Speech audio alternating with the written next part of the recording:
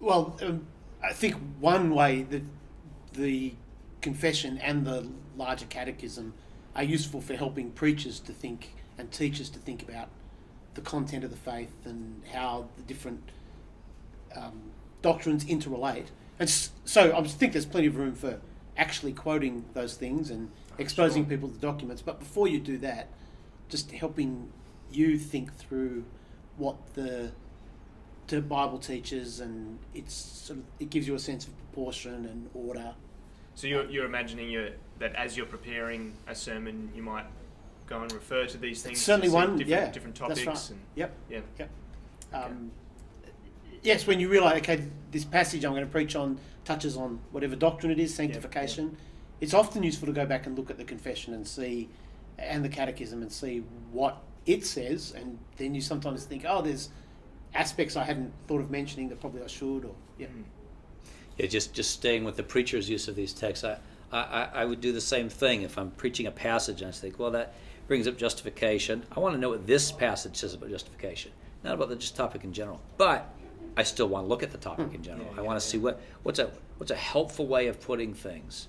And you've got a lot of pastors who've thought really hard about how to say things really well, and so that's useful for me as a preacher.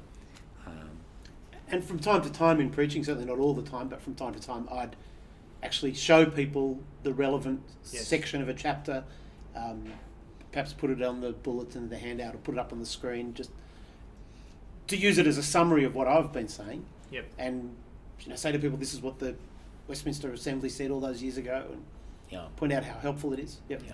And they are incredibly concise, aren't yes, that's right. Yeah, so they often very well worded. Often serve really nicely as a summary. Yeah. Yep. We've also in our church from time to time encouraged people to go to the larger catechism, because it has a question and answers on sort of how to come to worship. What should you be thinking about? Maybe before, during, after the preaching of the word, or communion, or baptism, and so on. So that in particular is a very churchly document, much neglected, but it's quite helpful. Does it differ much from the shorter catechism? It's the longer is much longer, the larger is much longer. But yeah, the shorter has more of an individualist focus. Okay. And the larger will often ask, how does Christ's work impact the church? Whereas the shorter is often saying the individual. So that makes the shorter more popular in evangelicalism, because we're not very thoughtful about the church a lot of times. Yeah.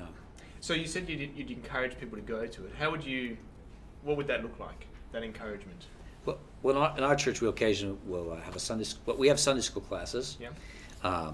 And I taught our hour of instruction before the morning service for maybe some years. This is for the adults, right? This is for the adults. Yeah. I would have loved to get in with the teenagers too, but I do about 45 minutes of whatever, biblical exegesis, church history, something topical, and I'd always end the last 15 minutes with a biblical reflection on the doctrine of a paragraph of the confession, just one week by week, maybe a paragraph or two, so that people were getting a meal from that. But I would sometimes also maybe take something from the larger catechism, and just help people just reflect on that for a few minutes. I found a lot of people not able to kind of consume an hour of systematic theology, but 15 minutes they could always handle. That's good. And we would try and make it doxological. In fact, much of that book, maybe all of it, has had some iteration through an adult education class prior to being in print.